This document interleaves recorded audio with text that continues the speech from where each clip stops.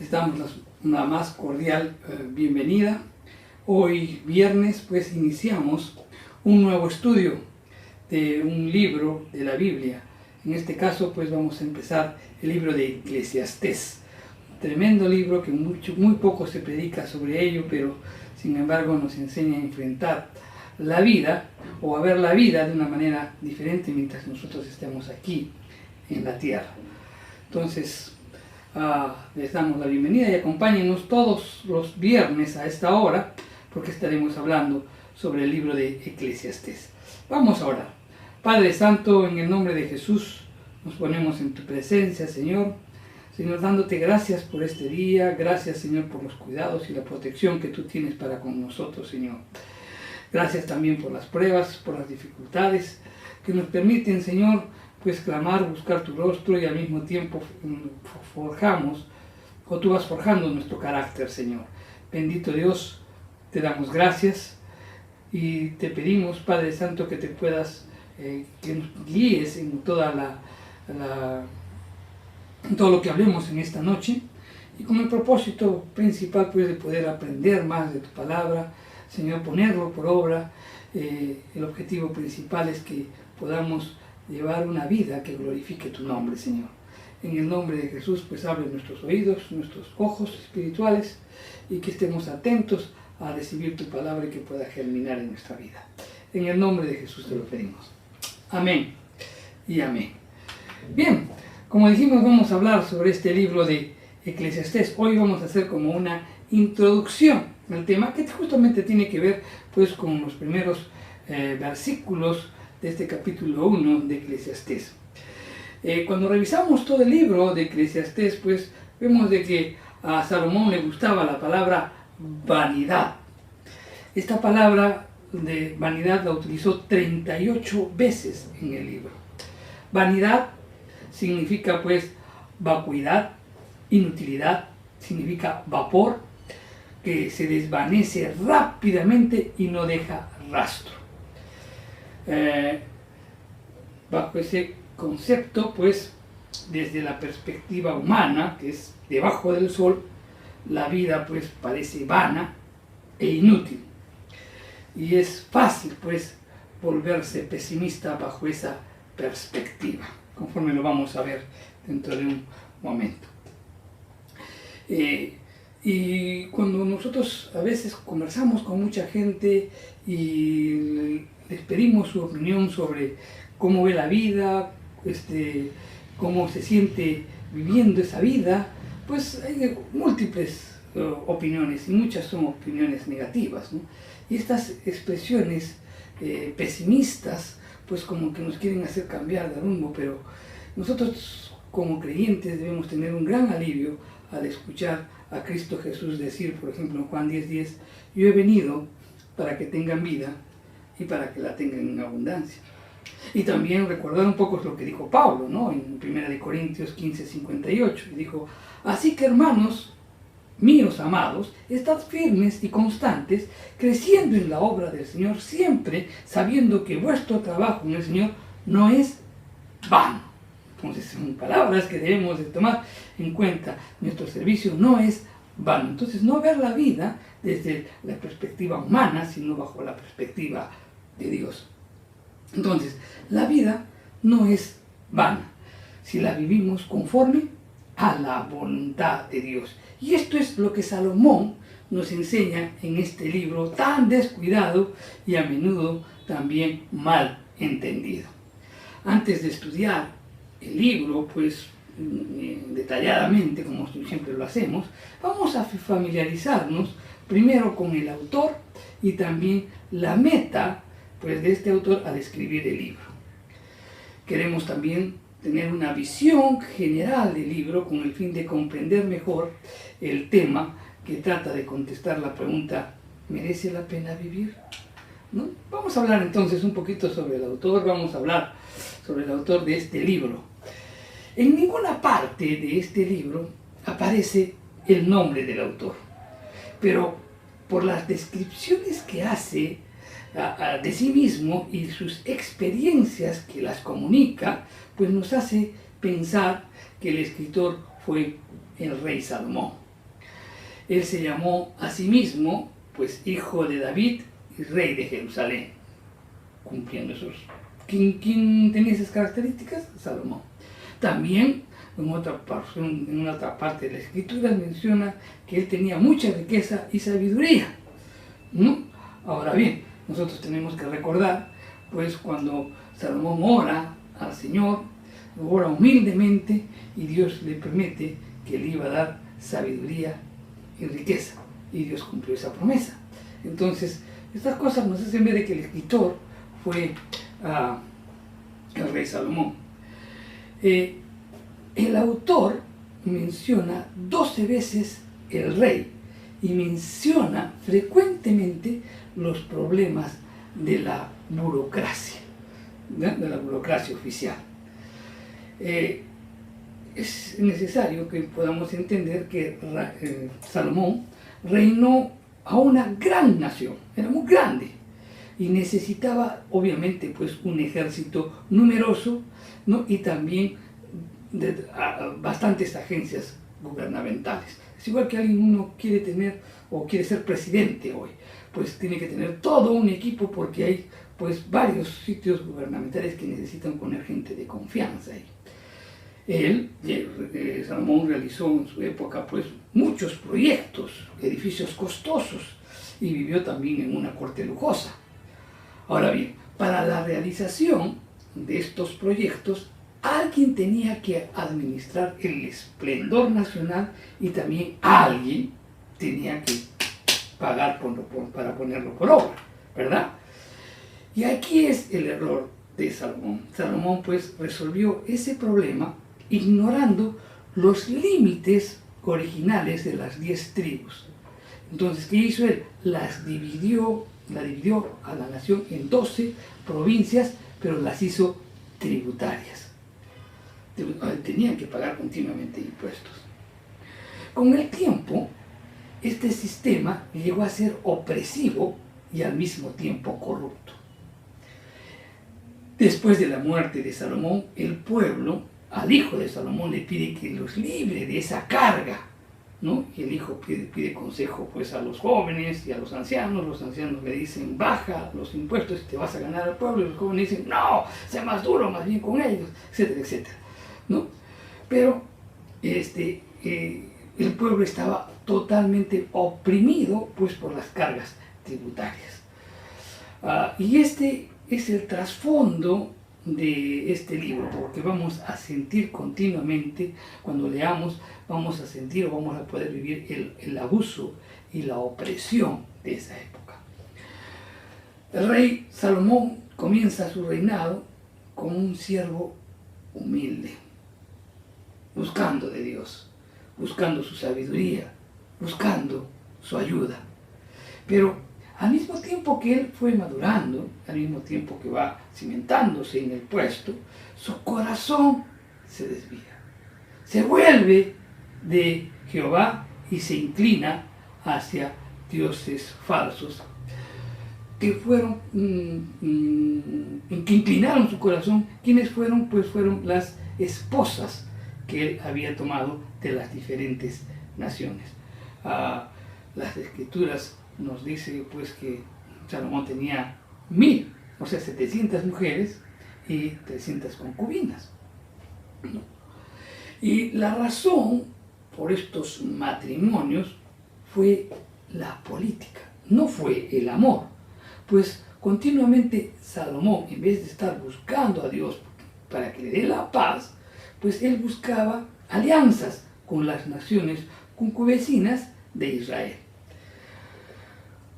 Esto nos hace ver pues de que muchas de las cosas que hacía Salomón, que parecían darle la gloria a Israel, eran contrarias, ¿no? En realidad a la palabra de Dios.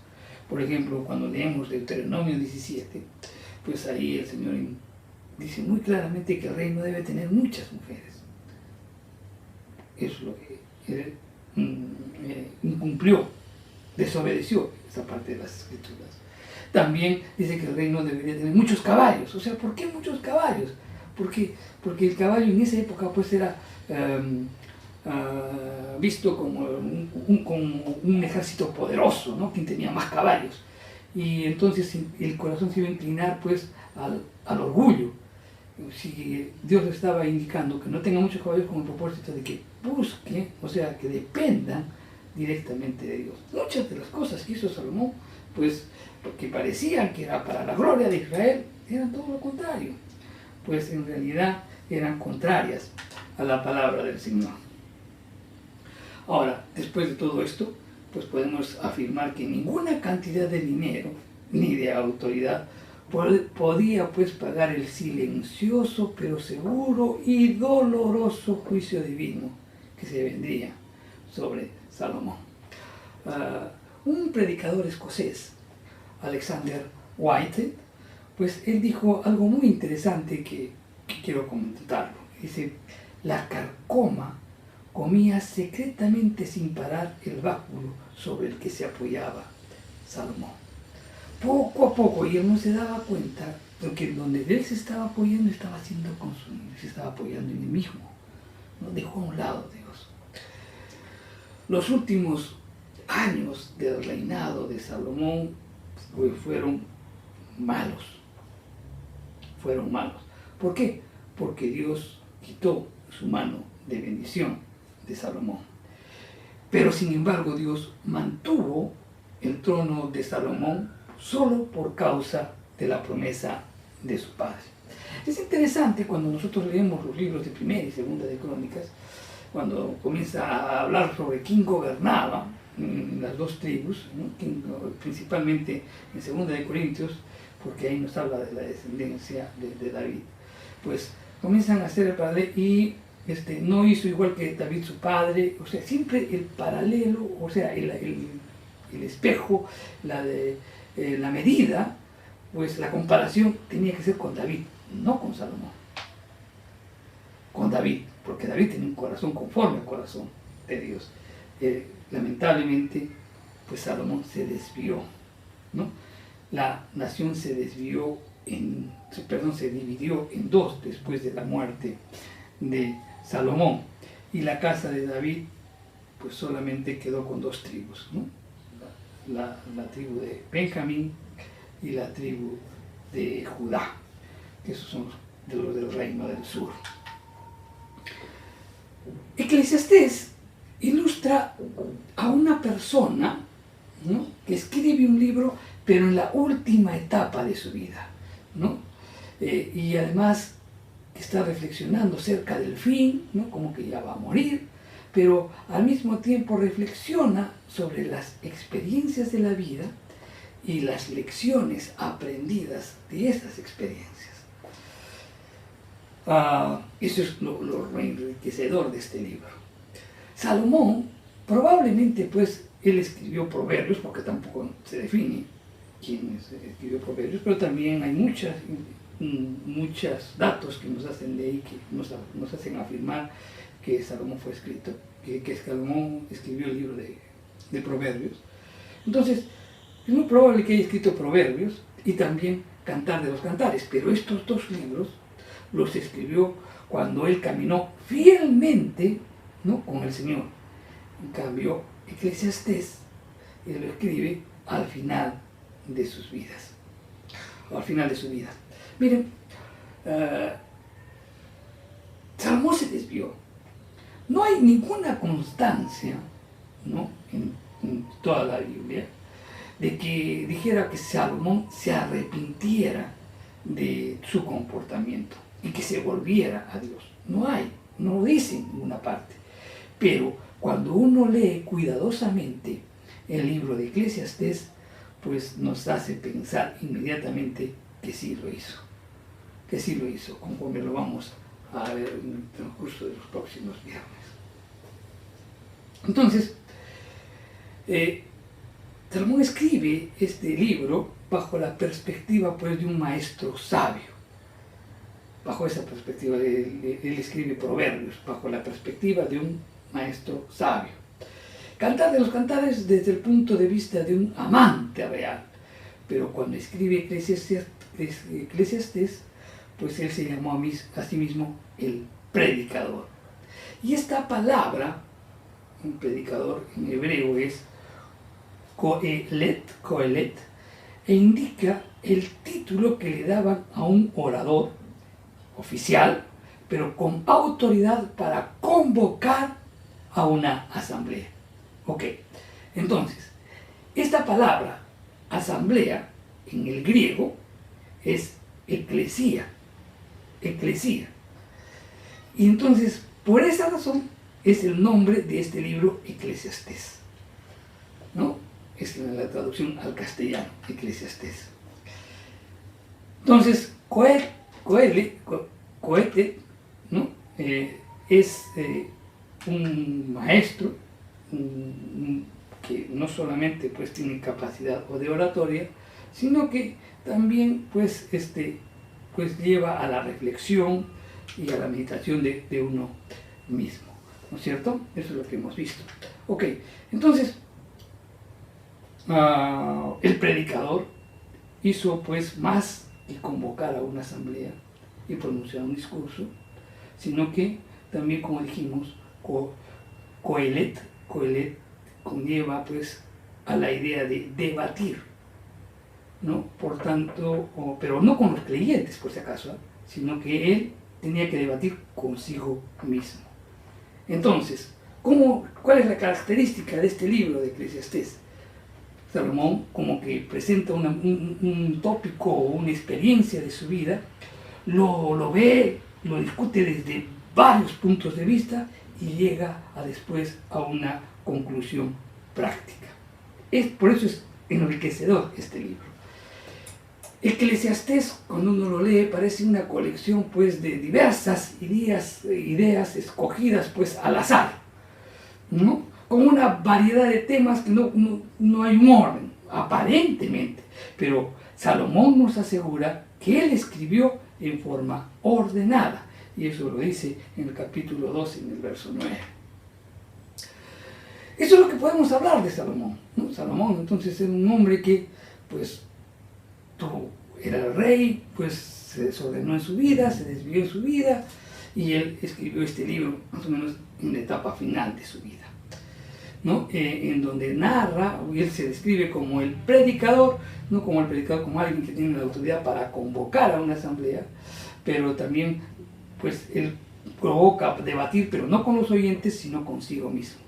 Y él da a conocer pues un tema, un tópico de la experiencia de su vida, lo analiza de diferentes partes y nos da a conocer las enseñanzas. Tremendo este libro. Vamos a leer, vamos a hablar sobre la meta de este libro, y para esto tenemos que leer los primeros versículos de este libro, del maravilloso libro de Eclesiastés. Entonces, el capítulo 1, de los versos del 1 al 3, y dice: palabras del predicador, hijo de David, rey de Jerusalén. Vanidad de vanidades, dijo el predicador. Vanidad de vanidades, todo es vanidad. ¿Qué provecho tiene el hombre de todo su trabajo con el que se afana debajo del sol? Salomón, con esta introducción, nos da la clave, pues, para entender este libro justo a la puerta, o sea, iniciando este puerto. Y si no nos hemos dado cuenta de lo que quiere decir, pues al final del libro lo vuelve a repetir en el capítulo 12, en el verso 8. Entonces, en estos versículos que acabamos de leer, nos presentan varias palabras y frases que él va a utilizar de manera repetida en todo el libro. Por lo que conviene, pues, que esbocemos algunos conceptos que nos permitan entender mejor el libro. Por ejemplo, dice vanidad de vanidades. La palabra para definir esto en hebreo es hevel, que significa vacuidad, inutilidad, vapor. O sea, lo que desaparece rápidamente, no dejando ningún rastro y no satisface a nada. Eso es vanidad, eso es hevel, ¿no? Creo que una buena definición es, por ejemplo, ¿qué es lo que queda cuando tú agarras una burbuja de jabón? Se revienta la burbuja de jabón, ¿qué queda? Nada, eso es vanidad. ¿no? Vanidad, ese es Hebel, el término que utiliza en el hebreo. Entonces, sea que consideres la riqueza, las obras, la sabiduría, ¿no? O la sabiduría de este mundo, Salomón llega a una conclusión. Todo es vanidad y aflicción de espíritu. Y obviamente ese no es el único mensaje de este libro, porque también lo iremos desarrollando o iremos rescatando cada mensaje conforme vamos avanzando en las Escrituras. Otro término también que nos invita a reflexionar es debajo del sol. Y esta frase se repite 29 veces y define la perspectiva del autor al observar la vida, pero desde el punto de vista humano y no necesariamente desde el punto de vista del cielo. Él aplica su propia sabiduría y experiencia a la compleja situación humana y trata de darle sentido a la vida. Ahora, pero ¿qué es lo que está pasando? Pero si se supone que somos un libro espiritual, ¿por qué tenemos que verlo desde el punto de vista, desde el punto de vista humano, ¿no? Y es que Salomón escribió este libro bajo la inspiración del Espíritu Santo, de forma tal que lo que él escribió es lo que Dios quiere que su pueblo entienda, que lo que su pueblo tuviera esa experiencia, esas enseñanzas. Provecho. La palabra hebrea es yitón y se utiliza 10 veces. No se usa en otro lugar en el Antiguo Testamento y su significado básico es lo que queda. La palabra provecho es lo opuesto pues a la palabra vanidad. Salomón pues se pregunta, ¿no? A la luz de los enigmas y los problemas de la vida, ¿cuál es la ventaja de vivir? ¿Hay algún provecho? ¿No? ¿Hay algún provecho? O sea, está viendo desde ese punto de vista, este es el significado de lo que queda. ¿Qué queda para adelante? ¿Para qué vivirlo? ¿No? Es la que en ese contexto hay que entender esta palabra que aparece en el libro. También otra palabra es trabajo. Al menos 11 palabras hebreas diferentes se traducen como trabajo en nuestras Biblias. La que aparece en Eclesiastés es amal, que se usa 23 veces. Significa trabajar con afán hasta el punto de agotamiento. O sea, trabajar, esforzar hasta que te agotes. Pero al realizar ese trabajo, experimentas poco o nada satisfacción por el trabajo realizado. Eso es lo que nos está, esta palabra en el hebreo nos muestra. O sea, esta palabra conlleva pues a que por el esfuerzo trabajado implica pues la idea de dolor, de sufrimiento, de frustración y de cansancio. Moisés expresa el sentido de estas palabras, pero visto solamente desde la perspectiva debajo del sol. O sea, en Deuteronomio 26:7 dice: y clamamos a Jehová, el Dios de nuestros padres, y Jehová oyó nuestra voz y vio nuestra aflicción, nuestro trabajo y nuestra opresión. Entonces se está realizando todo el trabajo que realizaba Moisés. Este es el enfoque de esta palabra. El Salmo 90:10 también lo expresa y dice: los días de nuestra edad son 70 años y los más robustos es 80. Con todo, su fortaleza es molestia y trabajo, porque pronto pasan y volamos. Cuando uno lee esto, pues uno puede pensar que el trabajo diario que una persona pues realiza parece ser inútil y pesado. Pero, mi querido hermano, el creyente cristiano puede reclamar las promesas de su Señor y trabajar con alegría en la voluntad de Dios. Porque en 1 Corintios 15:58 podemos leer: sabiendo que tu trabajo en el Señor no es en vano, no es en vano, porque habrá una recompensa. Pero desde el punto de vista humano, ¿para qué trabajo? ¿No? O sea, esto lo vamos a desarrollar en el tema. Estamos dando solamente algunas definiciones de las palabras para poder entender mejor el libro. También en el libro aparece la palabra hombre.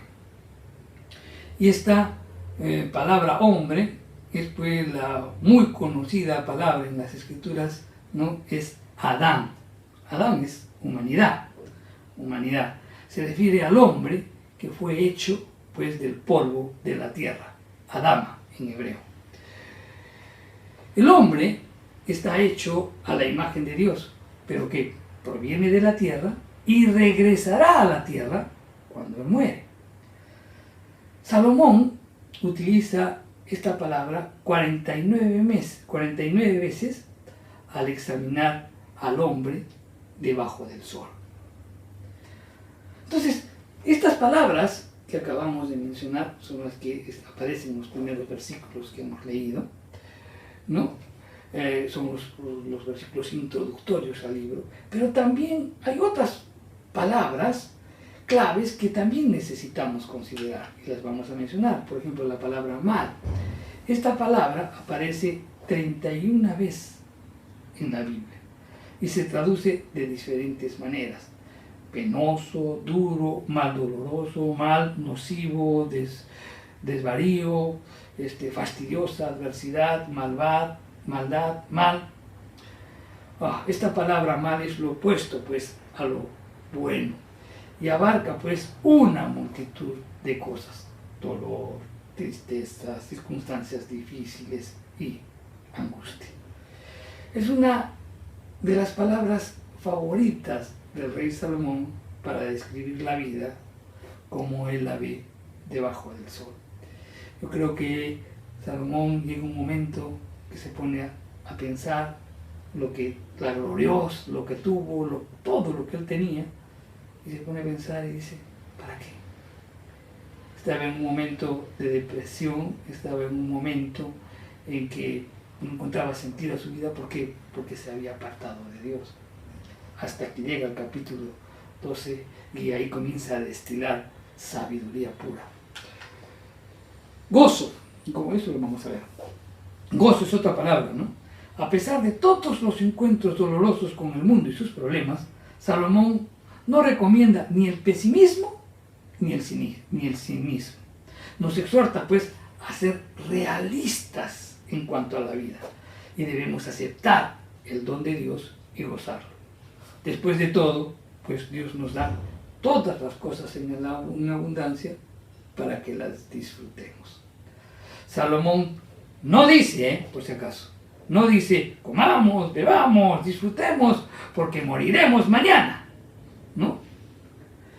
Nos aconseja más bien que confiemos en Dios y nos gocemos de lo que tenemos en vez de quejarnos de lo que no tenemos. Es algo que tenemos que entender en el mensaje que está aquí en este libro. No nos dice, vamos a repetirlo, comamos, bebamos, disfrutemos la vida, que vamos a morir mañana. No, Él nos aconseja que confiemos en Dios, que gocemos, ¿no?, de todo lo que tenemos, en vez de quejarnos de lo que no tenemos. Sabiduría. También, obviamente, tenía que estar esta palabra porque este es un libro sapiencial, ¿no? Y tiene que decirnos mucho sobre la sabiduría, así como también de la necedad. Hay 32 referencias, pues, a los necios y a la necedad, y por lo menos 52 a la sabiduría. El rey Salomón fue el rey más sabio de todos los hombres, y aplicó su sabiduría para tratar de entender el propósito de la vida debajo del sol. El predicador Salomón buscó en algún momento pues ser el filósofo, no con todo lo que le estaba narrando, pero al final tuvo que concluir y dice: teme a Dios y guarda sus mandamientos. Él entendió el propósito. de la vida. Ojos. Dios. También esa es otra palabra. Y es mencionado 40 veces y siempre usa la palabra Elohim. Nunca utiliza la palabra Jehová. Ustedes saben que para los judíos es muy interesante el nombre. Por eso que cuando uno lee la Biblia,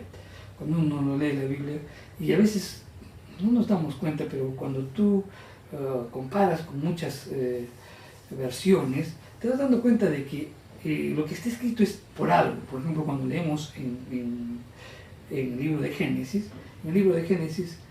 primero aparece Dios, o sea, Elohim hizo los cielos, Elohim hizo los cielos y la tierra, ¿no? Pero no aparece Jehová. Recién aparece el nombre de Jehová cuando le da la palabra a Adán. Entonces, pero cada uno de sus nombres tiene que ver con el significado. Elohim, por ejemplo, es considerado o significa pues el Dios poderoso, el Dios glorioso de la creación y que tiene un poder soberano. En cambio, Jehová es el Dios del pacto. Y el pacto está relacionado con su palabra, ¿de acuerdo? Entonces, Dios, el Dios de la revelación, que existe por sí mismo, por la eternidad, y que no obstante por su amor se relaciona a sí mismo con el hombre y el pecador, ¿no? Entonces, eso es lo que resalta este nombre de Jehová. Pero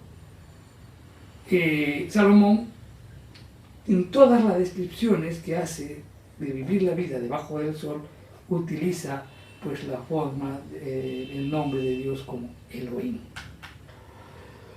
Salomón, obviamente, pues, cuando revisando todo lo que hemos visto, era la persona ideal para escribir este libro. ¿Por qué? Porque poseía riqueza, poseía sabiduría y las oportunidades necesarias para llevar a cabo los experimentos, ¿no?, requeridos para la investigación del significado de la vida. Porque un hombre que ha pasado por todo, teniendo de todo, él sí puede encontrar, y mirando su vida, analizando su vida y comparando versus lo que nos dicen las Escrituras, entonces uno puede encontrar el significado de la vida. Dios no hizo, por si acaso, que Salomón desobedeciera a fin de que pudiera escribir este libro, pero sí usó las experiencias de Salomón para prepararle en esa tarea de dar a conocer a cada uno de nosotros pues las enseñanzas de esa vida equivocada que llevó. Entonces veamos la aplicación del libro y meditemos un poquito qué tan real puede ser este libro, ¿no? Miren, el mensaje de este libro es de muchísima actualidad. La sociedad en el tiempo de Salomón no era diferente pues a la de nuestros días. Salomón, ¿qué vio? ¿No? Cuando uno revisa todo el libro, vio la injusticia que sufrían los hombres. También que vio la manipulación de la política. También vio los líderes incompetentes. Vio también la gente culpable al que se les permite cometer más delitos. Vio materialismo y también vio un deseo por los tiempos pasados. Temas que mucho tienen que ver con la actualidad, ¿verdad? Tiempo. Es de mucha aplicación. Entonces, esto nos hace ver de que si tú que estás oyendo este mensaje a través de las redes sociales, y todavía si tú no has puesto tu confianza en Cristo Jesús como tu Señor y Salvador, Eclesiastés te insta a que lo hagas sin demora. ¿Por qué? Porque no importa cuánta riqueza, cuánta educación o cuánto prestigio social puedas tener, la vida sin Dios es una vida vana. Puedes estar corriendo contra el viento si tú encuentras o piensas encontrar satisfacción y realización personal en las cosas de este mundo. Estás corriendo contra el viento. ¿Por qué? Porque hay una pregunta que hizo Jesús y dijo: ¿qué aprovechará el hombre si ganare todo el mundo y perdiere su alma? ¿qué aprovecharás? ¿Qué aprovecharás si tienes toda la riqueza del mundo? ¿Qué aprovecharías si tienes todo el prestigio del mundo y toda la educación del mundo? Si pierdes tu alma. Salomón experimentó con la vida y descubrió que no hay satisfacción permanente en las posiciones, en los placeres, en el poder o en el prestigio. Este hombre tenía todo. Miren, ¿no? Él tenía el templo más grande y maravilloso del mundo. Gobernaba el país más glorioso, más importante de la época. En esa época era el país más importante del mundo. Tenía la riqueza, toda la riqueza, la más grande riqueza de todo el mundo. Tenía las mujeres más bellas de todo el mundo. Pero sin embargo, su vida estaba vacía. Entonces, no repitamos esto, pues. No repitamos esas experiencias. Entonces, más bien aceptemos las conclusiones de Salomón. Y así vamos a evitar los quebrantados y dolores que Salomón tuvo que soportar al experimentar, pues cada una de esas escenas, ¿no?, en la cual le dio la espalda a Dios. Y su vida se convirtió pues en un laboratorio en su vida. Podemos evitarlo. Aprendamos y pongamos por obra las enseñanzas. Mira, cuando uno pertenece a la familia de Dios por medio de la fe en Cristo Jesús, la vida, mi querido hermano, no es monótona. Es una aventura diaria, más bien, que edifica pues el carácter y nos capacita a servir a otros para la gloria de Dios. Entonces, en vez de tomar decisiones sobre la base de la vana sabiduría de este mundo, el que es cristiano tiene pues a su disposición la sabiduría de nuestro Dios. Y en cuanto a la riqueza y al placer, pues Dios nos las da. En 1 Timoteo 6:17 dice, todas las cosas en abundancia Él nos las dio para que las disfrutemos. En Proverbios 10:22 nos dice, la bendición de Jehová es la que enriquece y no añade tristeza a tu vida. Entonces, la riqueza y los placeres de este mundo no satisfacen. Y la búsqueda del poder y la posición tampoco te llenan. En Cristo tenemos todo lo que necesitamos para la vida, para la muerte, para el tiempo y para la eternidad. Salomón enfatiza la certidumbre de la muerte.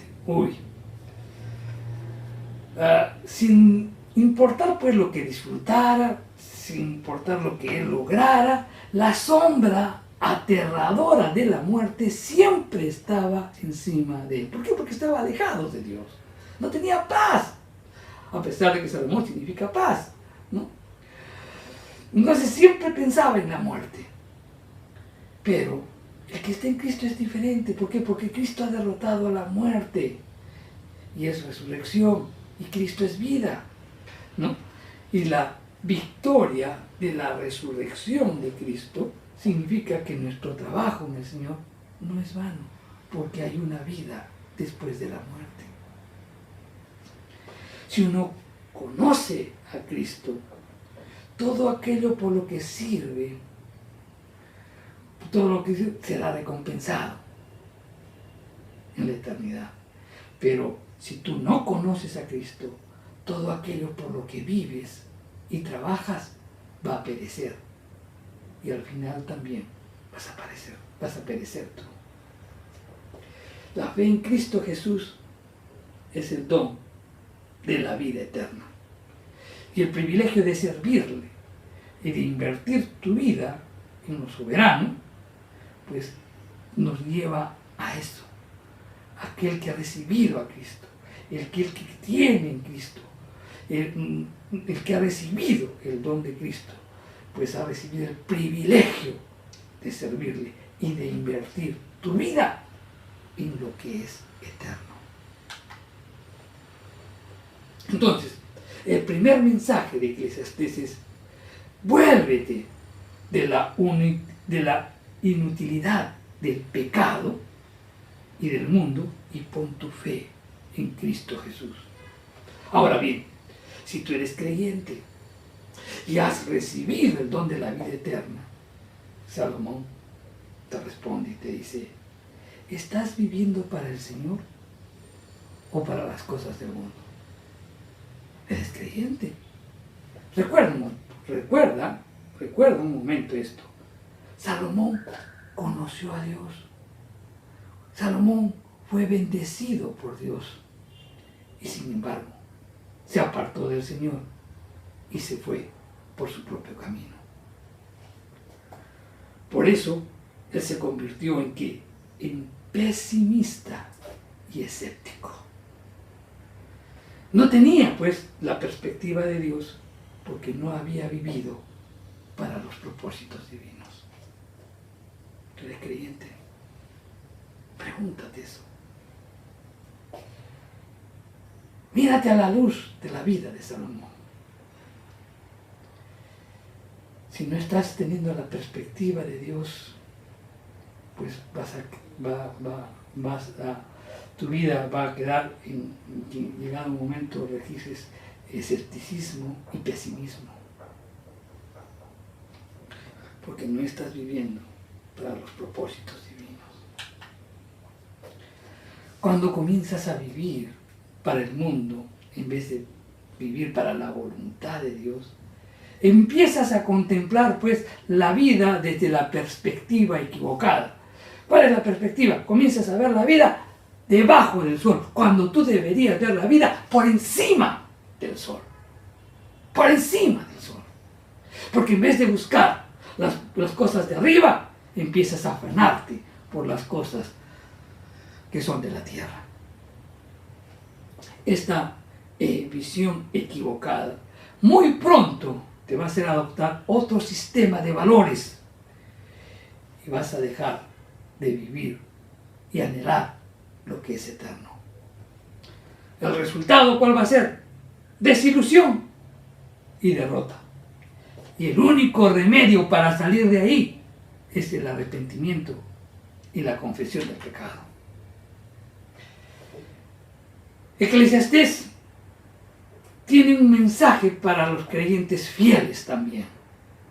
Aquellos creyentes que quieren servir al Señor y tener una vida realizada en Cristo Jesús.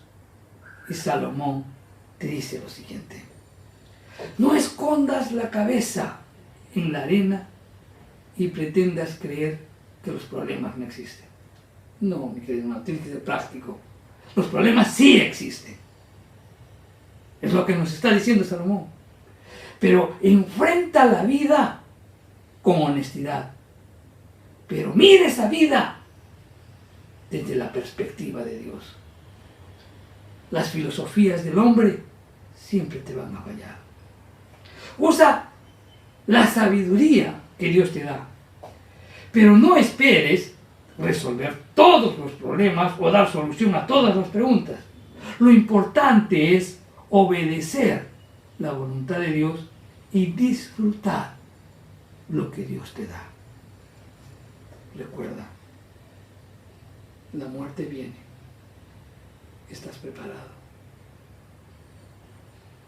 Con esto, con esa reflexión, te dejo en esta noche. Hemos visto los primeros versículos de este libro. Hemos hecho un bosquejo sobre lo maravilloso que es este libro.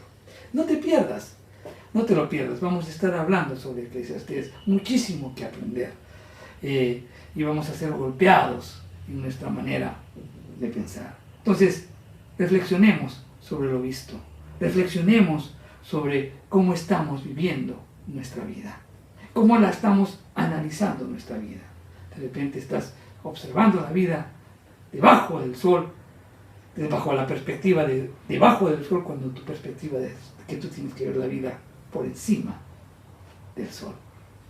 pensando en las cosas que verdaderamente perduran, las que trascienden, aquellas que no vemos aquí en la tierra. Te dejo con ello y vamos a orar. Señor, te damos gracias por tu palabra. Gracias, Señor, porque nos confrontas y nos haces ver la vida o nos haces ver lo equivocado que en muchas cosas estamos. Gracias, Señor. Sigue instruyéndonos, Señor. Gracias por el libro de Eclesiastés. Gracias porque tú pusiste en nuestros corazones el poder compartir esta palabra. Te pedimos, Señor, que nos guíes en cada momento, en cada clase, en cada instrucción, Señor, y que podamos estar atentos a lo que tú nos vas a enseñar. Señor, al mismo tiempo multiplica por la gente que puede escuchar estos mensajes para gloria tuya, Señor. Gracias, Señor. En el nombre de Jesús te lo pedimos. Amén y amén. Mi querido hermano, pues te invito a que lo revises siempre este mensaje y que también puedas pasar la voz a alguna de tus amistades para que puedan ser instruidos en la palabra del Señor todos los viernes a las 8 de la noche. Que Dios te bendiga, hermanos.